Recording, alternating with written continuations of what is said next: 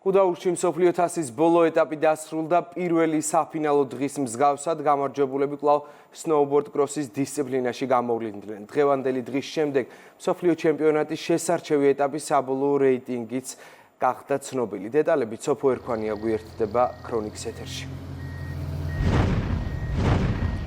ვარლამ მსოფლიო თასი, რომელიც მსოფლიო ჩემპიონატის შესარჩევი ტურნირი იყო, უკვე დასრულებულია. დღეს აქ საოცარი დაპირისპირებები ვიხილეთ. ეს ტურნირი 3 დღის განმავლობაში მიმდინარეობდა გუდაურში და გამარჯვებულები სნოუბორდ კროსის დისციპლინაში გამოვლინდნენ. დღეს 64 სპორტსმენი იბრძოდა, როგორც გუშინ, ასევე დღესაც 32 ქალი და 32 მამაკაცი. უნდა აღინიშნოს, რომ ფინალური დაპირისპირებები ძალიან დაძაბული გამოვიდა. არის შემთხვევები, როდესაც შემდეგ ეტაპზე გადამსვლელი სპორტსმენის ვინაობა ფოტო ფინიშით დგინდება და უმეტეს შემთხვევაში ეს ორ სპორტსმენს შორის ხდება ხოლმე, თუმცა დღეს მამაკაცთა ნახევარფინალში ფოტო ფინიშზე ჟიურს გადამოწმება 3 სპორტსმენს შორის მოუწია და უნდა აღინიშნოს ის, რომ ნახევარფინალური ეტაპიდან გამოეთიშა ასპარეზობას გუშინდელი ჩემპიონი იაკობ დუშეკი, ხოლო მამაკაცთა შორის ფრანგული პოდიუმი ვიხილეთ. დღეს ორი ფრანგი ავიდა პოდიუმზე. გამარჯვებული კი ისტორიაში პირველად გახდა ჟულიენ ტომასი. ასევე ქალთა დაპირისპირებებით ძალიან დაძაბული გამოდგა. აქაც ფრანგული დაპირისპირება იყო. გუშინდელი ჩემპიონი ჟულია პერეირა დე სოუზა და ასევე მსოფლიო თასების არაერთგზის გამარჯვებული ლია კასტა მეორე და მესამე პოზიციას დასჯერდნენ, ხოლო დღეს გამარჯვება ქალებს შორის რეიტინგის ლიდერმა, დიდი ბრიტანეთის წარმომადგენელმა შარლოტ ბრენქსმა მოიპოვა და ისინი ამბობენ, რომ საქართველოს ძალიან მოეწონათ. აღსანიშნავია ის, რომ შარლოტ ბრენქსი ბაკურიანში გამართული მსოფლიო ჩემპიონატის გამარჯვებულიცაა.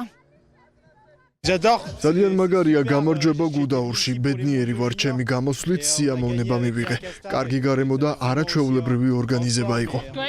მარტივი არ ყოფილა გამარჯვება, დიდებული დღეა, მშვენიერი გაზაფხული გვაქვს, აქ ძალიან მომწონს. საოცარი ტურნირი გამოვიდა, ვიმედოვნებ მსოფლიო თასის ფარგლებში კიდევ დავბრუნდები საქართველოში.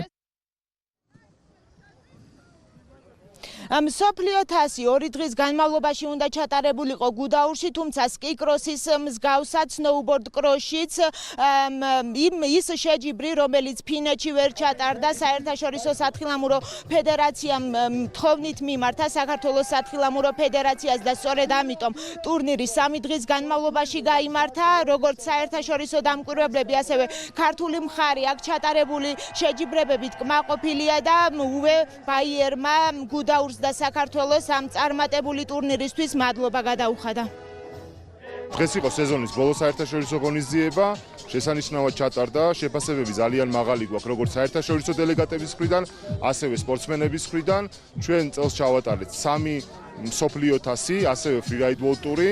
ამით ვამთავრებთ სეზონს ღონისძიებების ნაწილში, თუმცა ვაგრძელებთ სეზონს სასრიალო ვიზიტორებისთვის, იქამდე სადამდეც იქნება კარგი თოვლის კონდიცია. საერთაშორისო ფედერაციის თხოვნით MTA დათანხმდა და ფედერაციას და მეორე შეჯიბრს ვატარებთ. ეს შეჯიბრი გამოტოვებული შეჯიბრია, რომელიც უნდა ჩატარებულიყო ფინეთში, რომელიც გადაიდო.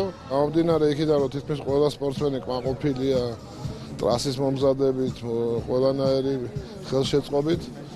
შეიძლება ითქვას, რომ უმაღლეს დონეზეა ჩატარებული ეს ყველა შეჯიბრი. ორი საოცარი ტურნირი გქონდა გუდაურში. MTA-ს და ორგანიზატორებს მადლობას ვუხდი. უმაღლესი დონის შეჯიბრი გამოვიდა. ყველა მოტივირებული და ენთუზიაზმით იყო სავსე. სნოუბორდის უმაღლესი დონე აჩვენეს მონაწილეებმა. მადლობა საქართველოს, მადლობა გუდაურს. მოხარულები ვიქნებით, სხვა დროს თუ კიდევ დავბრუნდებით. საქართველოს მიმდინარე სეზონზე 3 მსოფლიო თასს უმასპინძლა. ამ ტურნირის ეგიდით ჩვენს ქვეყანაში 300-მდე სპორტსმენი იყო ჩამოსული. ამით უკვე მსოფლიო ჩემპიონატის შესარჩევი ეტაპი დასრულებულია. უკვე ცნობილია იმ სპორტსმენების ვინაობა, რომლებიც პლანეტის პირველობაზე გავლენ, რომელიც 2025 წელს გაიმართება.